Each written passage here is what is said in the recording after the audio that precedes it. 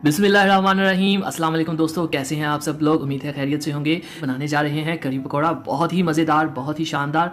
और लेकिन इससे पहले आपसे रिक्वेस्ट है कि अगर मेरे चैनल पे नए आए हैं तो मेरे चैनल को सब्सक्राइब कर लीजिए और वीडियो पसंद आए तो लाइक ज़रूर करिएगा। तो करी पकौड़ा के लिए हमें जो चीज़ें चाहिए इसमें है, एक तो पकौड़े का सामान है जिसमें हमने प्याज, आलू और बैंगन काटे हैं, और दूसरा है बेसन और लस्सी।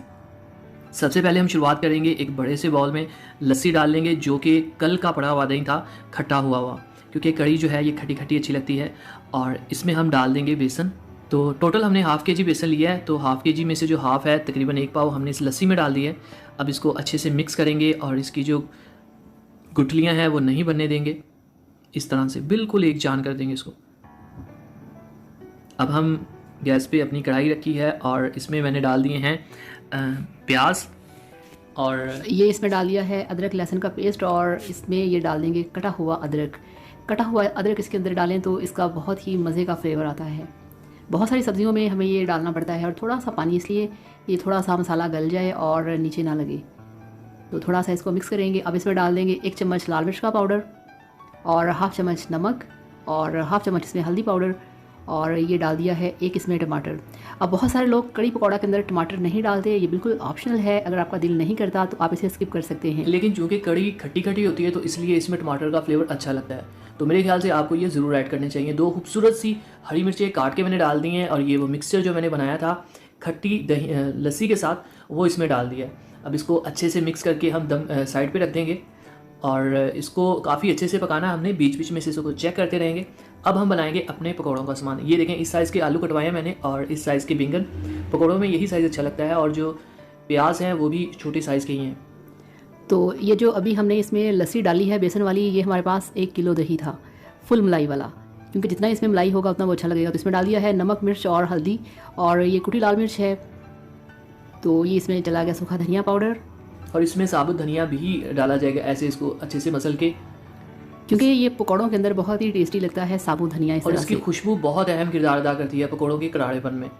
और ये इसमें डाल दिया है कटा हुआ हरा धनिया, काफ़ी सारा है, और साथ ही पालक भी है इसमें। और ये इसमें पालक और हरी मिर्चें भी हैं। ये हरी मिर्चें बाद में अलग से डाली हैं।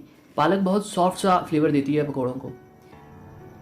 तो पकौड़ा जो होता है वो आप अगर इसमें ये पालक नहीं डालेंगे तो वो थोड़ा सा हार्ड बनेगा, अगर ये डाल देंगे पालक तो ये थोड़ा सॉफ्ट हो जाएगा। तो अच्छे तरीके से इसकी हम मिक्सिंग करेंगे। कुछ लोग बिल्कुल सिंपल प्याज के पकौड़े भी डाल देते हैं, लेकिन अगर आप इस तरह से ज़्यादा चीज़ें ऐड करेंगे तो सही रेसिपी और सही मज़ा आएगा। अब यहाँ पे मैं आपको कड़ी के बारे में बताता जाऊँ कि इसको ये नहीं कि आपने हल्का सा पकाया तो बात ख़त्म, इसको अच्छे से पकाना है। और अगर ये गाढ़ी हो जाए तो इसमें आप और पानी ऐड कर दें, लेकिन याद रखिएगा तकरीबन आधा घंटा आपने उस मिक्सचर को पकाना है, फिर ही उसका टेस्ट निकलेगा। और जो बाकी बेसन हमारे पास बचा था वो हमने डाल दिया है मसाले के अंदर, और इसका जो पकौड़े हैं जिसका बैटर है वो तैयार हो चुका है। ये देखिए इस तरह से। थोड़ा सा मुझे हार्ड लग रहा है, इसमें हल्का सा पानी का छिड़काव कर देंगे, बहुत ज़्यादा नहीं, बस इतना सा, इतने से आप देखिएगा काफ़ी सॉफ्ट हो जाते हैं। तो पानी आपने बहुत संभल के डालना है, बहुत जल्दी वाकई पानी ज़्यादा हो जाता है इसमें। तो अब ये बिल्कुल, ये देखिए इसका टेक्सचर जो है इसी तरह का हमें चाहिए था, और ये कंप्लीट हो गया है। अब हम बनाएंगे इसके पकौड़े।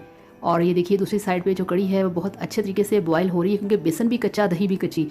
अब पकौड़े तैयार करने के लिए हम कढ़ाई में डालेंगे कुकिंग ऑयल। इसमें हम डालेंगे अपने पकौड़े, और नॉर्मल साइज़ के बनाएंगे। अगर आपको बहुत छोटे पसंद है छोटे बना लें, बड़े पसंद हैं बड़े बना लें।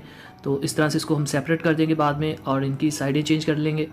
ये देखें, बहुत ही शानदार खूबसूरत पकौड़े जो हैं वो तैयार हो चुके हैं। तकरीबन 3 से 4 मिनट लेते हैं एक टर्न जो होती है। और यहाँ पे आपको एक बात बताएं कि बचपन में जब अम्मी ये बनाया करती थी तो वो तवे के ऊपर इसकी गोल गोल टिक्कियाँ बनाया करती थी कड़ी के साथ। तो ये पकौड़े हमने बाद में बनाने शुरू किए हैं। वो बहुत ही मज़े की गोल गोल सी टिक्कियाँ तवे के ऊपर, तो कड़ी के अंदर वो भी अच्छी लगती हैं, और अभी तक भी बहुत सारे लोग वो वाली जो टिक्की है वो यूज़ करते हैं।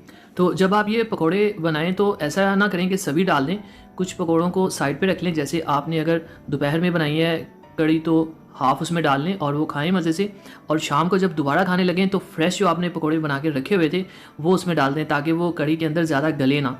तो ये इस तरह इनकी जो फॉर्म है, जो इनकी शेप है, वो हार्डनेस है, वो बरकरार रहती है बाद में ऐड करने से। तो ये देखें, मैंने इसको बहुत अच्छे से पकाया है, तकरीबन 20 से 25 मिनट, और माशाल्लाह से वो तैयार है। अब इसमें हम अपने पकौड़े ऐड कर देंगे, और देखें आप माशाल्लाह कितनी खूबसूरत लुक आ रही है, देखें ज़रा।